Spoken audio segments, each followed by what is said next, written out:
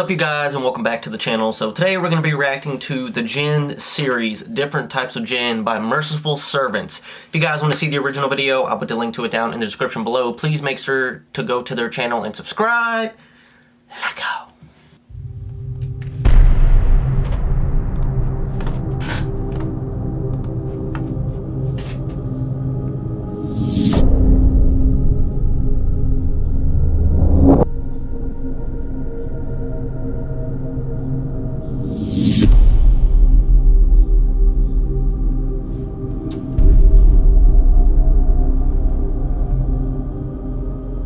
There is one hadith that is very fascinating, and it is an authentic hadith. Our Prophet ﷺ said, Al-Jinnu thalatha. Jinns are of three types. One type, لهم أجنحة يطيرون في الهواء. One type, they have wings and they fly and they roam around in the air. They are flying around in the skies. They're living their lives and they're going by. The other type, they are hayat. There's a category of jinn that typically appears in the form of animals. And two animals in particular the jinns love to appear in. But sometimes there are other animals. And the two main animals that the jinns love to appear in are snakes and dogs. Well, I guess I'm screwed because I have two dogs. That's crazy. So they appear as dogs and snakes. What? I got two dogs, so I'm guessing if a jinn ever wants to come after me, then has to just possess one of my dogs. Terrible. Terrible. I'm not making fun of it. I just think that's crazy and just terrifying. Because, like, you know, you have a pet, and what if a jinn turns in, you know, like, shows itself as, like, your pet, you know? That's crazy, man. That's creepy. This does not mean that they never appear in another form. They could have other forms as well. The third type of jinn is they come and they go. This is the one that seems to want to irritate us, want to frighten us, want to come into our lives. This third category. Again, there is a lot of discussion about this hadith. And there are some things that we can say very definitively. First of all, the question comes, are these three types the only three types of jinn? Some of the scholars say that the Quran and the Sunnah mention more than these. So these are an example of three types of jinn. But what I want you to take from this hadith, notice how there are three different types that the Prophet ﷺ talks about. And notice how the three have different characteristics and different abilities. So notice one flies through the air. The implication is that one flies through the air and the other one doesn't fly through the air. Some of them are good and some of them are bad. Oh, so there's good and bad jinns, which doesn't mean that they're all bad. Sort of kind of like how there's good people and bad people. Okay, so I wonder, like, if the good ones, like, do they just not interfere with our lives, or do they actually protect us from the bad ones? You know, if they see like a bad one doing something bad, do they protect us, or? That's very questionable. That's a good question, I would say. The good jinns are called jinns, and the bad jinns are called shayateen. The jinn are all different. They have different abilities, different characteristics. They do different things. They like different things. They dislike different things. And there are different categories of shayateen. The devil. There's a shaitan, al-marid, and there's the afrit. As there's criminals, let us say, some of them are oppressors, some of them are transgressors, some of them are disbelievers. Also the shayateen, there are ranks, depending on their disbelief, depending on their power. And every type of them have different ability and different strength.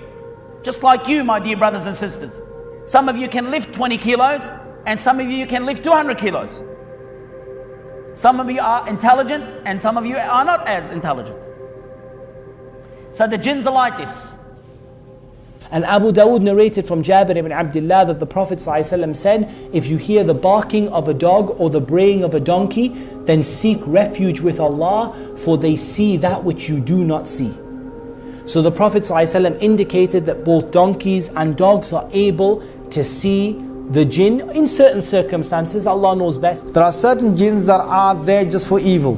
Their nature is evil. So one of the ones that Rasulullah ﷺ has told us to be aware of are the ones that like to stay with impurity. They are known as the khubuth wal khaba'ith. Now they love toilets because they just got this impure nature. Their name is khubuth wal khaba'ith. You know, they're a particular impure part of the jinn sort of colony.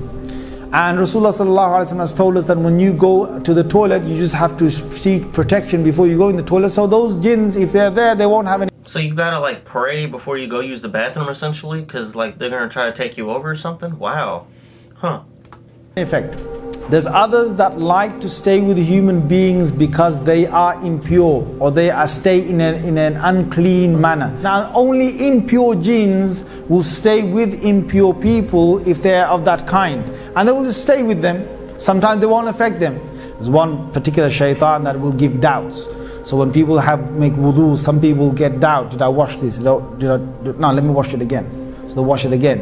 And then after that, did I wash that little part of my elbow? No, let me wash it again. So they wash it again. This is doubt. This is doubt. And if you see any person who's in that, the best way is to get somebody who looks over them and tells them, just listen to me. Yes, you washed it. Now you just carry on. Allah subhanahu wa ta'ala tells us that the jinn say, وَمِنَّا الصَّالِحُونَ وَمِنَّا دُونَ ذَلِكَ. Some of us are righteous and some of us are not. وَكُنَّا طَرَائِقَ قِدَدًا. And many of us have different ways and different ideologies and different thinking.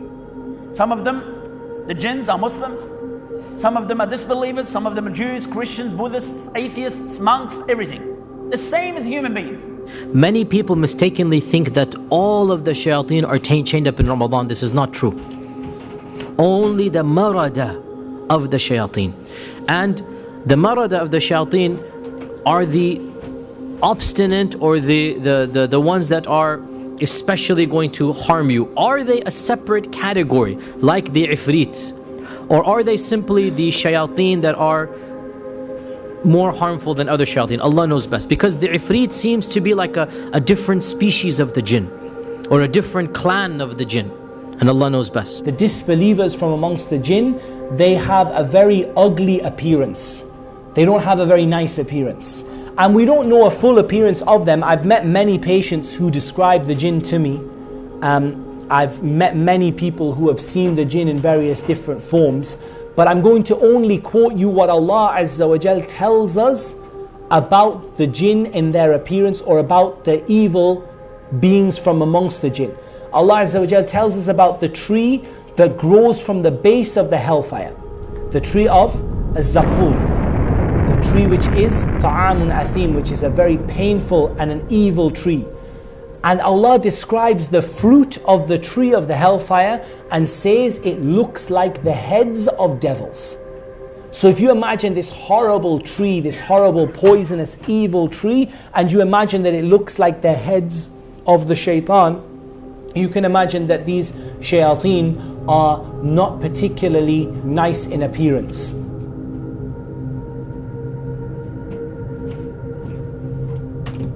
That's wild.